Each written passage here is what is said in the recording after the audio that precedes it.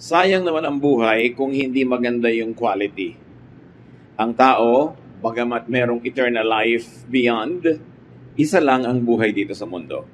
Kaya kailangan ma-maximize yung kahalagahan, yung ganda, yung sarap ng buhay. Pag-aaral natin ngayon, improve the quality of your life. Marami kasi mga buhay, sayang, kulang, at parang hindi natutupad lahat ang kalooban ng Diyos sa ating buhay. Salamat, Ama, dahil mahal nyo kami. At dahil dyan, gusto nyo kami na magkaroon ng buhay na matiwasay, maayos, maganda, kaiga-igayang buhay. Sa aming pagtitipon ngayon, Panginoon, nawa magpagaling kayo ng mga sakit ng aming isip, ng katawan, ng espiritu. Pagingdapatin nyo kaming tumanggap ng pagtuturo, pagtutuwid, pagpapalakas, ng mga bagong pananaw, na lalong magpapalalim ng aming pag-unawa sa inyo at magpapataas ng antas ng aming kabuhayan. Lord, be our speaker, move among your people, teach us, inspire us, lead us unto a greater life. Use your servant as your instrument, but be the speaker. May your voice be our medicine, our food, our drink, our energy. Father, we praise you. We thank you. And commit everyone to your care and teaching. In Jesus' name. Kumusta po ang quality ng inyong buhay?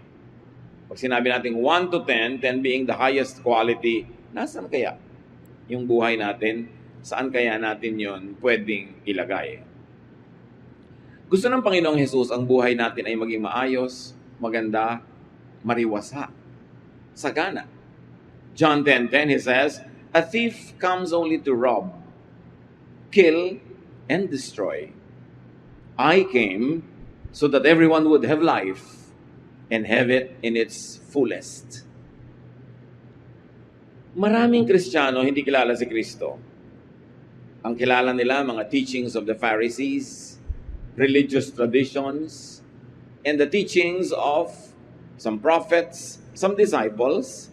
Pero konti ang nakakaunawa ng lubos sa kagustuhan ng Panginoon sa ating buhay. Kaya maraming tao, pag naging Kristiyano, akala nila wala na dapat fun. Puro pagtitiis, puro pagtitimpi, puro na lang pag-iisip sa buhay na walang hanggan sa kabila. At wala nang buhay dito. Pero ang centerpiece ng teaching ng Panginoon na ito, sabi niya, I came so that you will have life and have it in its fullest. At pag sinabing fullest, physical, mental, social, spiritual, ito ang mga main parts of our lives. Are we having a full life? Or in fact, we are having less than a full life because we think that's what Jesus wants. Pero ang gusto ng Panginoon ay buhay na buong buo, buhay na buhay. At sabi niya, it is the thief that steals, kills, and destroys. Yung magnanakaw, yung masamang espiritu, yung diablo ang nagnanakaw ng saya, ng ginhawa, ng kaluguran ng buhay. And Jesus obviously came to give a full, abundant life. Dapat goal yun ng Kristiyano na sumusunod kay Kristo, to live a full, abundant life. And when we meet Him in the next life, we shall say, Lord, I really lived a good life. I lived a life that was full in accordance with your teaching and will. That is part of my worship to you. The will of God is for people to have a high quality life. Ang nakakapagtaka, sobrang ginaglamorize ng religion at hindi lang ng Christian religion. Most religions, sobrang ginaglamorize ang suffering. Ginaglamorize yung sobrang paggutom sa sarili, pagpapakasakit, pagtitiis, pag-abstain sa lahat ng mga masasarap at magaganda at enjoyable na bagay. In fact, to feel guilty for the pleasures of life. Pag gusto mong malaman kung anong kalooban ng Diyos para sa tao, titingnan mo lang kung paano niya dinesign ang katawan ng tao. Bakit pwede ka namang kumain ng walang lasa, binigyan ka pa ng taste buds para ma-enjoy mo pa ang lasa? Binigyan ka pa ng nerve ending sa iyong skin para ma-enjoy mo yung init o lamig ng tubig, ng hangin, kinis ng sapin sa kama, Binigyan ka ng mata para makita mo ang mga kulay, mga hugis, ng tenga para makarinig ka ng iba't ibang mga tunog, iba't ibang mga musika. Tapos pag naging Kristiyano, ililimit mo lang ang sarili mo sa isang uri ng musika. Ililimit mo lang ang sarili mo sa isang uri ng pagkain, na isang diet. Parang nadadaya yung tao. Pero yan ay turo lang ng relihiyon, hindi yan ang turo ni Jesus. What we should do is to put Christ back to Christianity. The Christ who likes us to have a full life. Now, how to improve the quality of your life? May mga dapat gawin ang tao. Grade na natin ang mga sarili natin kung paano natin ito ginagawa ngayon. High grade ba, low grade, so that we can do what must be done. Take care of your body. The quality of your life is determined largely by your health. Kahit gaano ka katalino, kadakila, kahit gaano katayo yung mga pangarap, at gaano karami ang pwede mong magawa sa buhay, pag na-lowbat na yung katawan mo, lowbat na lahat. Goodbye pangarap, goodbye plano, goodbye everything pag yung katawan humiga na at hindi na makakilos. 1 Corinthians 6:19, you surely know that your body is a temple where the Holy Spirit lives. Kaya dapat alagaan, mahalin, bigyan ng sapat na nourishment, eat healthful food. You are what you eat. Pag nakaharap sa iyo ang pagkain, marami kang pwedeng pagpilian kung meron. Piliin mo yung healthful. Hindi yung masarap lang sa dila. Pero pag nalunok mo na at nasa sikmura mo na, laso na sa iyong kalusugan. Bakit mga diabetic sa matitikas ang ulo, ang kinakain pa rin sweets? Mga hypertensive people, ang kinakain pa rin taba, animal fats. Hindi mabait sa katawan. Pinipili dahil oras na pumasok na sa iyong sikmura, bahagi na siya ng iyong katawan, bahagi na ng iyong kalusugan, o magdadala sa ng sakit. Kaya sila Shadrach, Meshach, Abednego at Daniel, nung pinapakain sila ng very rich king's food sa Babylon, nung sila'y nakulong doon, anong sabi sa Daniel 1:12? Sabi nila sa bantay, let us have only vegetables and water at mealtime. Hindi naman siguro laging vegetable and water lang ang healthful, pero yun lang ang choice nila. Otherwise, other than that, yung very rich foods na of the king. 1 Kings 19:7, nung ang propeta ay sobrang nanghina na, sa gutom, sa pagod, at gusto na niyang mamatay, nakatulog siya. Soon, the Lord's angel woke him again and said, get up and eat, or else you'll get too tired to travel. Depressed pala siya, gusto na niyang mamatay, gutom lang ang dahilan. Dahil nung kumain na siya, nabusog na, naiba na uli ang pananaw. Naglingkod na uli sa Diyos. Merong mga tinatamad na sa buhay, gusto nang mamatay, o tinatamad na sa ministry. Gutom lang yan. Gutom ng katawan, o gutom ng emosyon, o gutom ng espiritu. Alam na naman natin ito lahat, no? Eat healthful foods, exercise. Move your body. Work. The Lord designed the body to move. Kaya may mga joints, may mga ligaments, may muscles, may tissues. The body is always healthier when it is moving correctly. Kaya sabi sa 1 Timothy 4:8, physical training is of some value. May halaga. Ang pagkilos ng katawan, ang pagsasanay. So you exercise, but you also never forget to play. Malaking relaxation ang idinudulot ng play para balance. Pero huwag naman puro play. Dapat work, exercise, play. Hindi kailangan laging makatuturan ng ginagawa. Pag na-enjoy mo siya, nasa-setback ang panahon ng iyong pagtanda. Yung mga sakit mo, nababawasan. Ang kalusugan mo, nadadagdagan whenever you are enjoying. Relax. Fatigue and stress opens one's life to so-called demons. Pag ang tao sobrang fatigued, sobrang stressed sa trabaho, sa opisina, sa workplace, maraming naiisipang mga kung ano-anong mga hindi magagandang bagay. na paglalaroan ng mga masasamang espiritu ang isip ng taong laging pagod, nadadaya, nade-depress, natuturuan ka maging magagalitin, mga nawawalan ka ng gana sa buhay, pagod lang pala. Si Haring Saul, sa sobrang stress ng buhay niya, sinabi, ginulo siya ng masasamang espiritu. Bumukas ang buhay niya para siya magulo ng masasamang espiritu.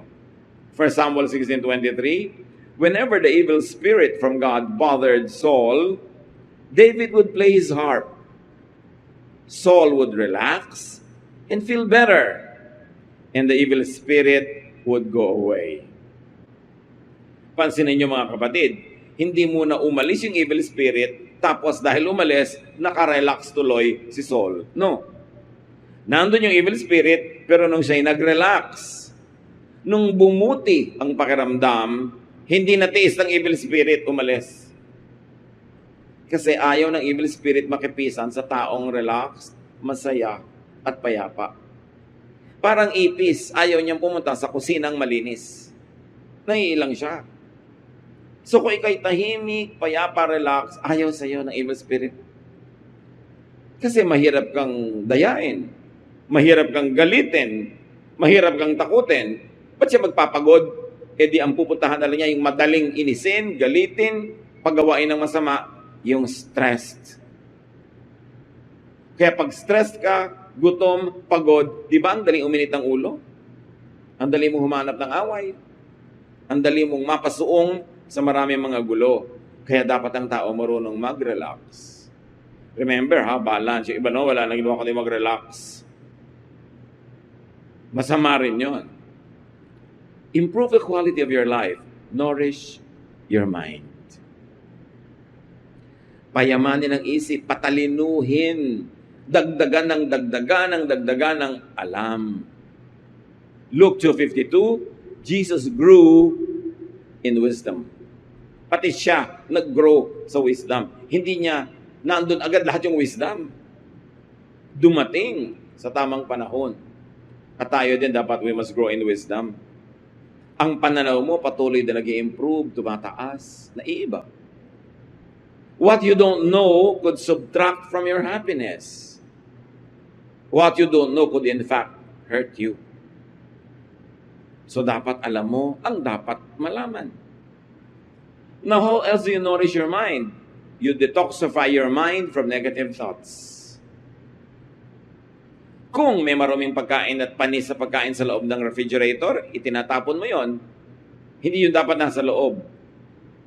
Kung may nabubulok na bagay sa kusina mo, itatapon mo yon. Hindi dapat nandun. May maruming bagay sa iyong higaan, aalisin mo yun doon. Ano ang dapat mong gawin sa maruruming isipin na nasa iyong utak? Dapat palayasin. Kuminsan yung utak natin tahanan ng napakaraming impakto. Ginangat-ngat yung utak mo, tinatadyakan, kinukurot, sinasaksak. Ephesians 4:31. Get rid of all bitterness, rage, and anger, brawling and slander, along with every form of malice. Sabi niya, paalisin nyo sa utak nyo yung mga, kung ano-anong mga negative thoughts, galit, puot,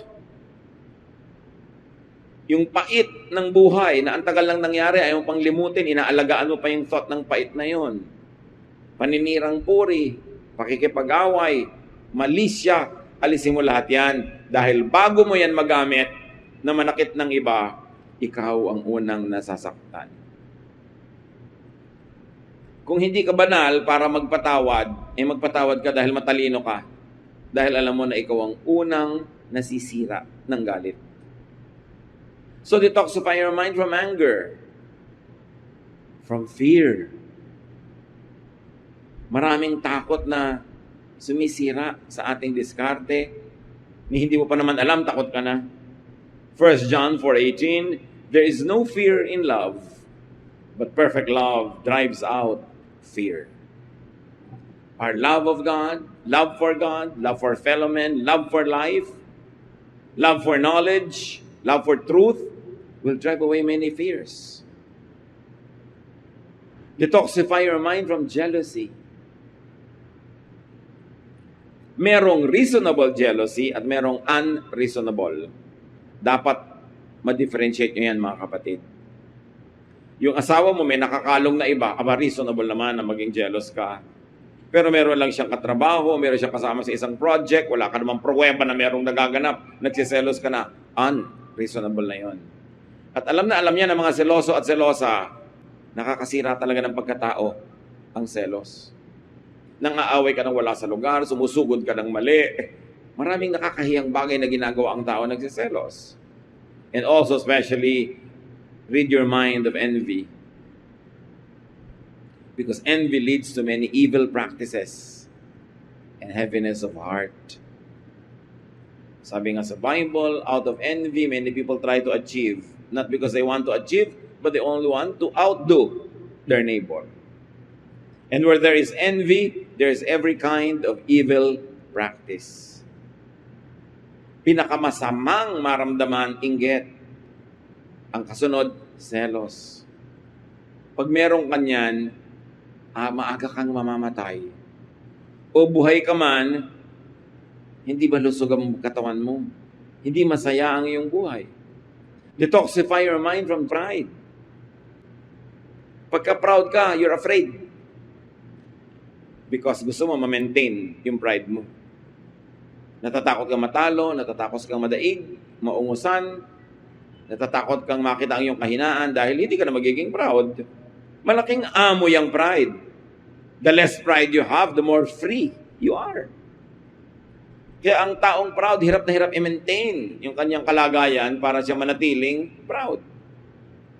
1 John 2:16, the pride of life comes not from the Father, but from the world. So alamin natin, hindi yan galing sa Panginoon. Bakit mo entertainin sa iyong buhay? How else do you nourish your mind? Be optimistic. Be positive. Napipili naman You can be negative, but you can also be positive. Why choose to be miserable? Why choose to be negative? Why choose to be kontrabida? Romans 8:28, we know that God is always at work for the good of people, of everyone who loves Him. So meron kang isang pangarap na hindi natuloy. Meron kang gustong nabigo. Meron kang hinahangad na hindi naging sayo. Pag nagtitiwala ka sa Diyos, iko-quote mo ang Romans 8:28. I don't understand it, I don't even agree with it, but because I love God, then what is happening in my life was allowed by God for my own good. And I will hold on to that, and I will believe that, and I will have peace. Yun ang tinatawag na positive thinking, na scripture-based. Kasi sinabi, kung mahal mo na ang Diyos, lahat ng papayagan niya maganap sa iyo, yun ang ikakabuti mo. Kahit hindi mo naiintindihan agad. Kahit yung kabaligtaran, ang gusto mo sanang mangyari. Pero dahil mahal mo ang Diyos, hindi niya papayagan na yung hindi best ang mangyari sa iyo. Yung palang gusto mo, hindi yun ang best. Hindi mo lang alam. So we have already said, rest and relax. That's very important. Sinabi natin kanina, main focus ng ministry ni Lord, yung bigyan tayo ng full life. May kakambal yun, itong Matthew 11:28 to 29. If you are tired from carrying heavy burdens, come to me, and I will give you rest. Take the yoke I give you, put it on your shoulders, and learn from me, for I am gentle and humble, and you will find rest. So you see, again, Jesus goes back to a full life, a restful life. Pag i-define natin, ano ba talaga ang ministry ni Jesus? Liban sa iligtas tayo sa kabilang buhay. Iyon ay bigyan tayo ng masagana, tahimik, payapa, at relaxed na buhay dito sa lupa. Yun ang ministry niya. This is the ministry of Jesus. This must be the ministry of Christians. But if you will behave like the Pharisees, how can anyone relax? Pag lagi ka nagja-judge, lagi ka nakabantay sa kasalanan ng iba, usig ka ng usig, bungkal ka ng bungkal ng mga itinatago ng tao, who can relax? They cannot and you cannot. Therefore, hindi work ni Jesus yan.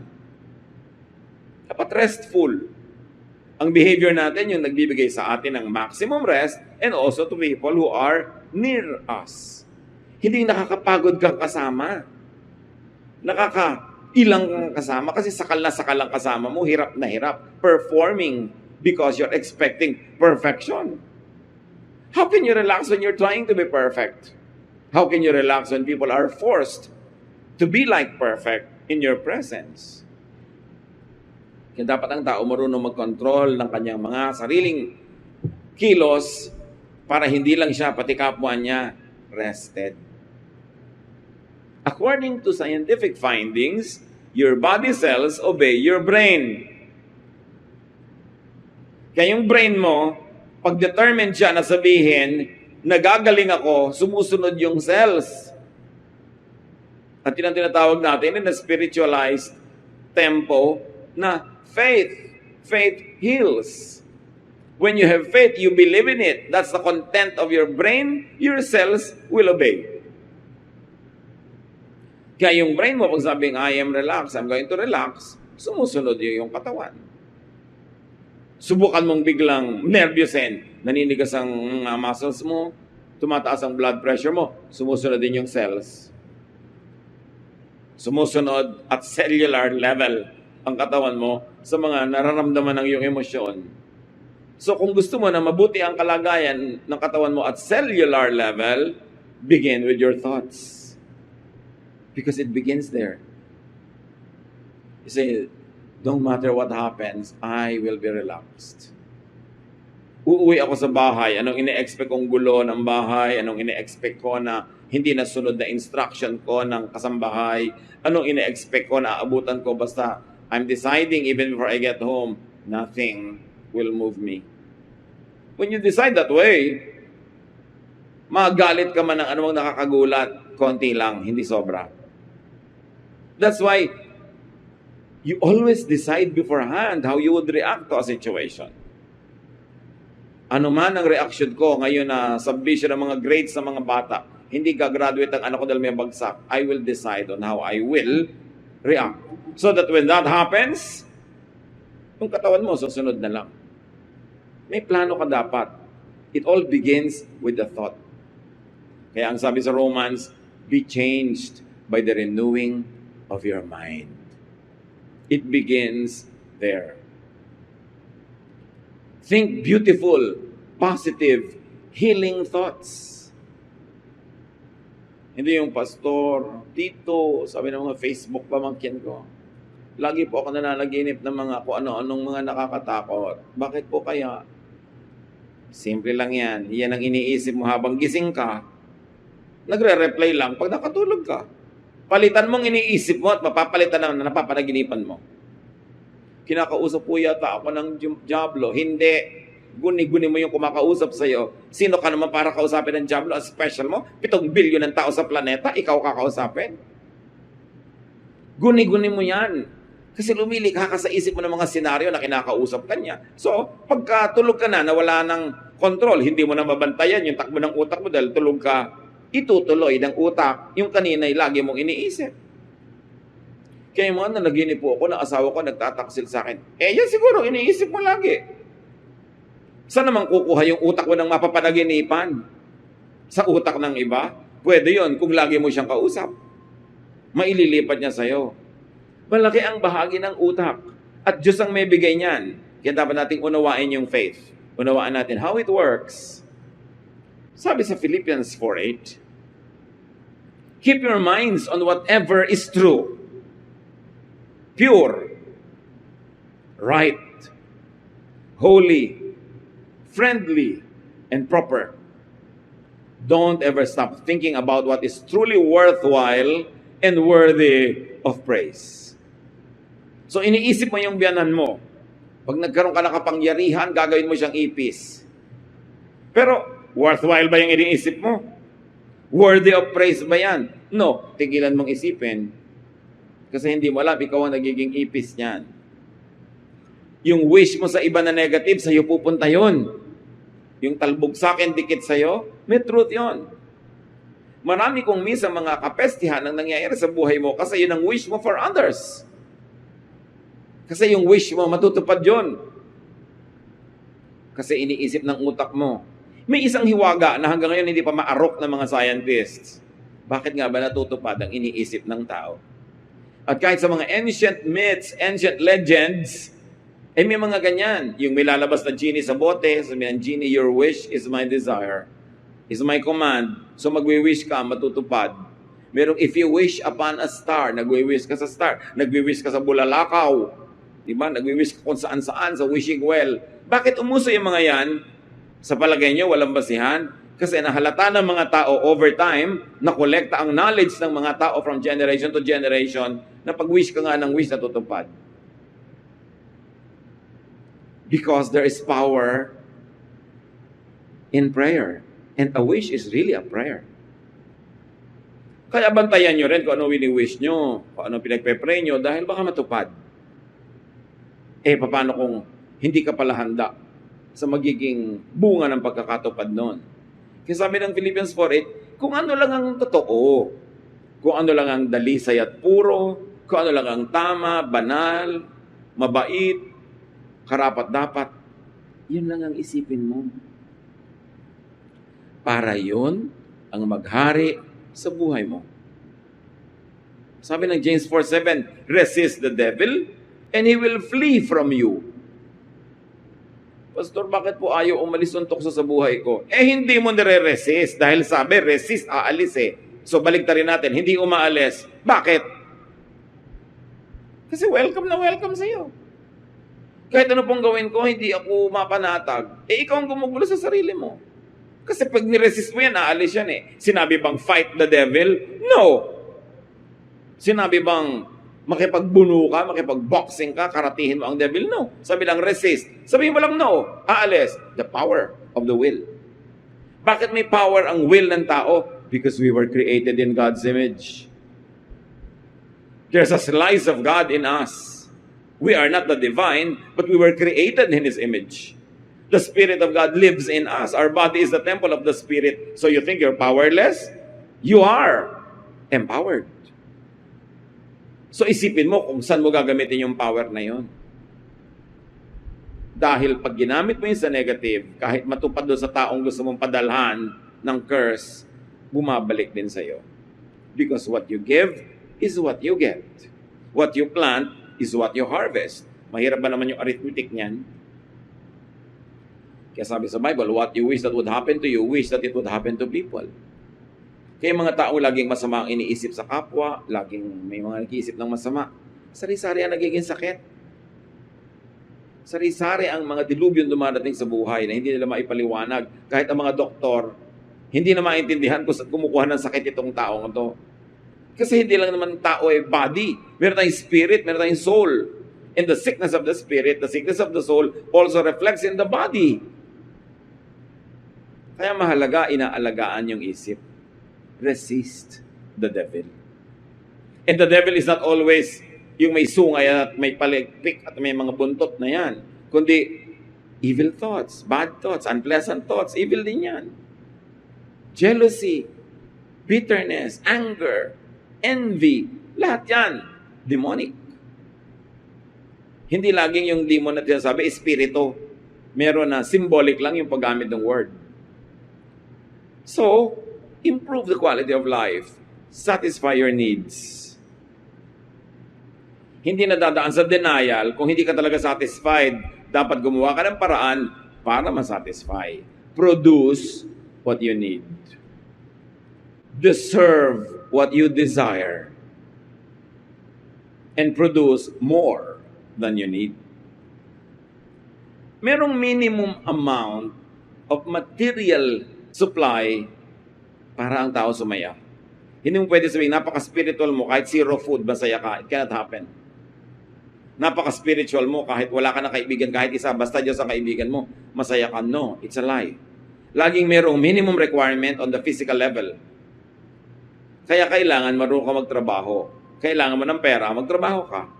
Gusto ba ng maraming gastusan? Mag-produce ka ng mas maraming panggastos. Kasama yon sa pag-improve ng quality of life.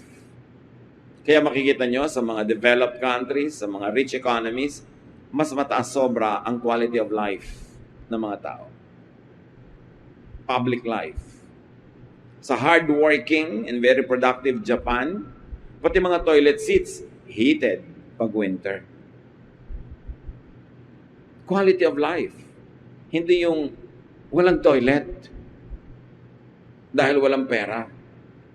Siyempre, pag mahina ang budget mo, ang toilet paper mo, parang sandpaper, nagagasgas ang iyong behind kasi masyadong mura. Kaya kung ikaw ay mariwasa, marunong ka magtrabaho, pati toilet paper mo, soft as a feather. Pleasure. Dahil nagtatrabaho ka. Ephesians 4:28, anyone who has been stealing must steal no longer, but must work, doing something useful with their own hands, that they have something to share with those in need. Ito, spirituality, religiosity at its highest order. A person who stops being dependent on others, who stops living on others, and now begins to produce more than what he needs, that he has adequate excess to give away to people who are genuinely needy. Yun ang mataas na uri ng relihiyon. Huwag maging dependent, huwag maging pabigat sa kapwa, kundi lampas-lampas pa sa kailangan ang ma-produce para makapagbigay ka sa iba. Then, you will have a high quality of life. Work enough. Work more than enough. Because work earns provisions. It earns meaning and value. Work earns affirmation. Ang taong productive, hindi lang siya kumikita ng kailangan niya, tumataas din ang halaga niya bilang tao, napapahalagahan siya ng iba, tumataas din ang tingin niya sa kanyang sarili, pumapanatag ang kanyang loob, mas gumaganda ang quality of his life. Work satisfies. Kaya kailangan sariwain natin yung virtue of work. Hindi yung umaasa sa iba, sabi, they work with their own hands. Hindi yung iba ang nagtatrabaho, sila ay humihingi lamang. You can never have a high quality life that way. Ngayon, kung ang satisfaction hindi pa kompleto, how else do you satisfy your need? Learn contentment. But don't be contented too early. Magsikap ka, gawin mo lahat ng kaya mong gawin, at kung anong naging bunga, doon ka na lang matuto na maging kontento. Pero hindi yung wala ka pang ginagawa, contented ka na. Kailangan, sa may dulo-dulo yun, when you have already done your best. 1 Timothy 6:6, but godliness with contentment is great gain. Philippians 4:12, I have learned the secret of being content in any and every situation. Paano mo guguluhin ang taong marunong turuan ng sariling makontento? Yung sinasabi ng mga matanda, habang maikli ang kumot, matutong mamaluktot. Maliit yung kumot mo, defold your knees and paliitin mo yung katawan mo para magkasya yung kumot mo. Hindi ipagpipilitan mong kulang, sa wala Gagawa ka ng paraan. Teach yourself to be contented. Improve the quality of your life, nourish your soul, your feelings, your emotion. It is unseen, it is invisible, but it nonetheless is so real as the physical body. Give importance to what and how you and others feel. Mahalaga ang feelings. Okay. Madadagdagan ang kita mo, pero magkakalayo kayong mag-asawa sa pagtatrabaho mo. Nag-improve ang bulsa, pero ano nangyari sa feelings? Ano nangyari sa iyong feeling? Is it worth it? May madadagdag na halaga sa inyong income, is it worth all the lonely nights? Is it worth all the aloneness? And is it worth being tempted to find even just temporary comfort in another person's arms? Yung gobyerno natin, pag ipinagmamalaki yung kita ng mga OFW, pag ipinagmamalaki kung gaano pinatitibay ng OFW remittances ang ating local consumption and economy, hindi nila sinusukat yung emotional state of the people. Hindi naman kasi lumalabas yan sa mga GDP, hindi lumalabas yan sa mga GNP, hindi lumalabas sa mga balance of payments of a nation. But what is the social cost of all the separation? What is the emotional and spiritual cost of all of that? Hindi lang pera. Sabi ni Jesus, man does not live by bread alone, by money alone. May mga iba pang mahalaga. So ang tao marunong dapat magsukat. Feelings are important. So do your best to feel good, not bad. Makikipag-away ka sa boyfriend mo, hindi ka rin naman makatulog, balisang-balisa ka. Siya rin balisang-balisa. Is it worth it? Both of you don't feel good. So why don't you forget your foolish pride? Text ka, bati na tayo. So niya, oh sige, love you. Biglang sumaya na uli kayo. Kung minsan isang text lang, sasaya ka na. Bakit mo pinapahirapan ang sarili mo? Dahil sa pride, gusto mo mauna siya, ayaw mo magmukhang ikaw yung natalo. But remember, feeling good must be prioritized. Don't do too many things that make you feel bad. Especially kung inimbento mo yung feeling na yun, ikaw ang may dahilan. Ecclesiastes 7:14, when times are good, be happy. Balik na rin natin, if you are not happy, make the times good. Umimbento ka ng saya, pagandahin mo ang sitwasyon. Mag-asawa kayo, hindi kayo nagkikibuan, kaya kitid-kitid yung kama nyo. Huhulog na kayo sa dalawang gilid, huwag lang magkadikit ang mga paan nyo. Why feel bad when you can feel good? Why be foolish when you can end an emotional warfare? Sometimes with just a word, a hug. Minsan isang tasang kape lang, yun lang pala, okay na. Pero bakit papatagalin ang mga away? Ba't pahihirapan ng emosyon? Tuwing nahihirapan ng emosyon, may nasisirang bahagi na iyong katawan. At kung minsan hindi na yun nare-repair. Nourish your soul and your feelings and your emotion. Be with people you like. Be with people you love. May magtatanong sa akin, Tito, ang taas-taas po ng sweldo ko dito sa office ko, pero impyerno, everyday impyerno. Sumasakit na ang tiyan ko, sumasakit ang ulo ko, nagkaka-migraine ako lahat na, pero ang laki-laki po ng kita. So, computein mo. May halaga din ang iyong emosyon. Lagyan mo yan ng presyo. So, tingnan mo, baka lugi ka pa sa bottom line. Pag subtract mo yung kalugihan mo emotionally, dapat ang tao masaya. At hanggat kaya mo, sumama ka, pasamahin mo sa'yo yung taong gusto mo. Kaya mahalaga ang tao economically independent. Na meron kang pera, meron kang kapangyarihan, napipili mo ang kasama mo. Nai-improve ang quality of life pag productive ka. Kasi hanggang doon, napipili mo yung teammate, napipili mo yung ayaw mo dyan, yung gusto mo. Ecclesiastes 9:9, enjoy life with your wife or whoever. Maybe your friend, maybe your mother, whom you love all the days of this meaningless life that God has given you under the sun, all your meaningless days. For this is your lot in life and in your toilsome labor under the sun. Sabi, ang tanging share mo sa buhay na ito na napakaraming hirap, maraming balakid, maraming problema, is to enjoy life with someone you love. Tapos yung someone you love pa, yung pinaka-love mo, 30 years na kayo hindi magkasama dahil sa paghihiwalay para kumita ng pera. Naghihiwa-hiwalay ang mga pamilya. Is it worth it? Ano ba yung pangarap mo? Hindi na ba pwedeng matupad dyan na magkasama kayo? Kailangan ba talaga maghiwalay pa? Yung pangungulila, yung lungkot, yung pag-aalala, is it worth all the benefits of whatever people would like to get far away from the people they love? Be with people you love. Be with people you agree with. Be with people who agree with you. Piliin nyo yun. Meron po kaming kabarkada, laging nakakontra. Ano pong gagawin ko? Tanggalin mo sa listahan ng barkada nyo. Hayaan mo markada siya sa kamukha niya yung ugali na hindi niya kukontrahin. Kaya kanya kinukontra, magkaiba kayo na ugali. Ba't magpipilit kayo magsama?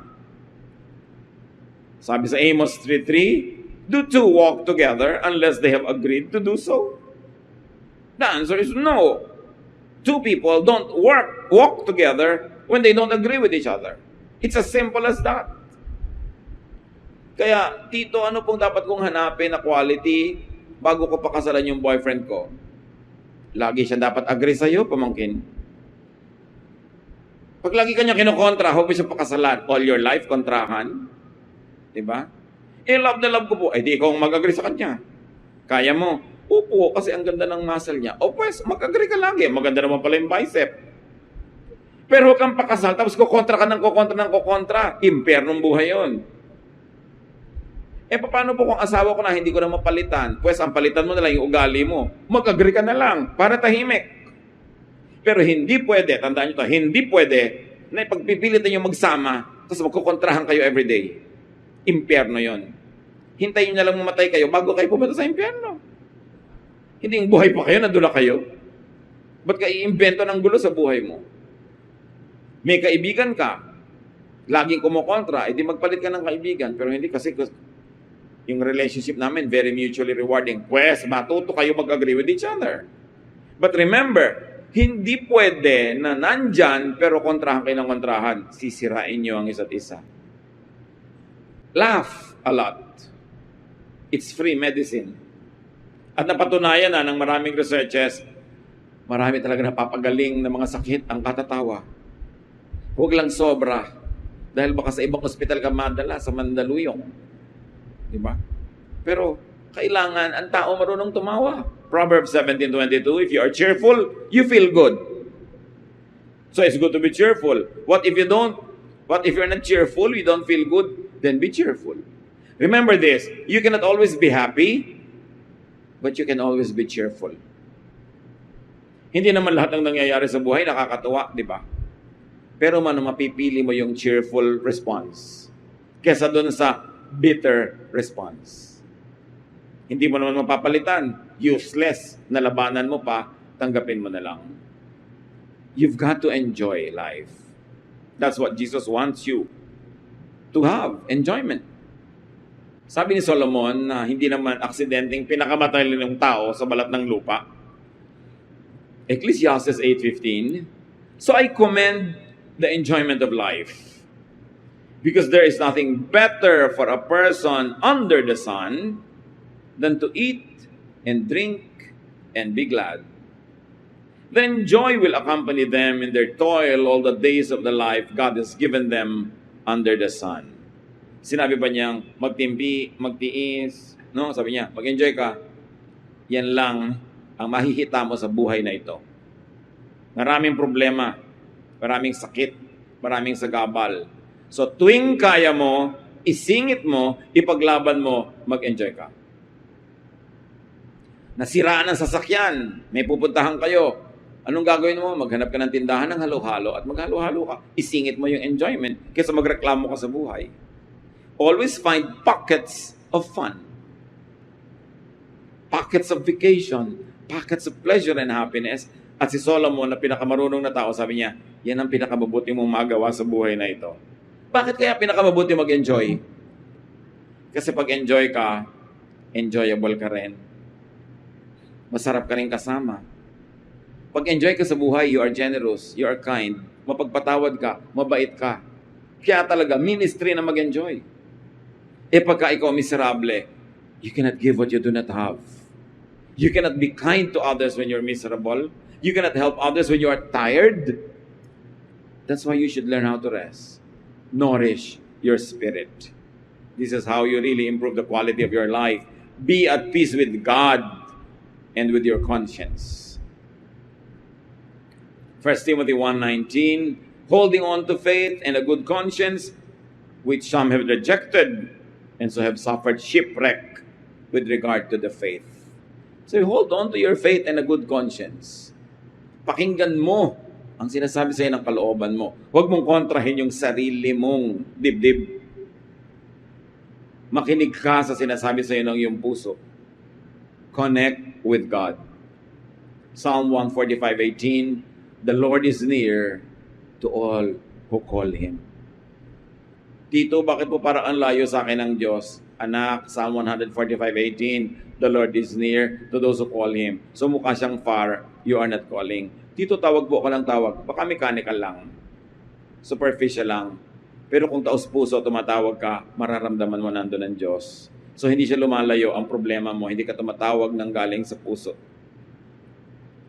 Do good.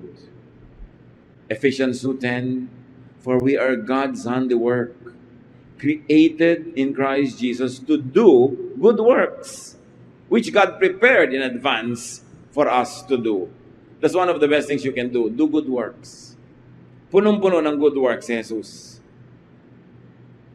And how else do you nourish your spirit? Be thankful always. Be grateful. 1 Thessalonians 5:18, give thanks in all circumstances, for this is God's will for you in Christ Jesus. Be thankful. Ang reklamador hindi masaya. Ang reklamador nagagalit, nasisira uli ang kanyang kalusugan. Be thankful. Learn contentment. Do your best. And when your best can do only so much, be contented with it. Improve your quality of life. And not only that, help your neighbor improve his or her quality of life. Huwag tayo ang maging kontrabida, maging hadlang para mag-improve ang buhay nila. Tumulong tayo. Because what you do to them comes back to you. Panginoong Diyos, salamat po. Na binibigyan kayo ng oras na mag-isip-isip, magbulay-bulay sa mga bagay na madalas nalilimutan.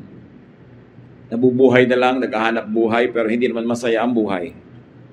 Teach us to find pockets of pleasure, happiness, and fun, even in moments of hard work.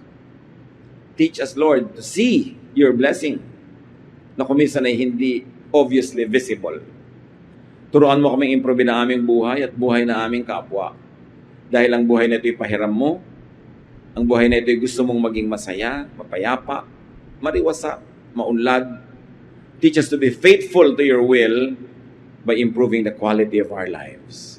Pagbulay-bulayan natin mga kapatid kung paano gagawin ito in the context of all our realities. Lord, teach your people how to apply this in our daily lives.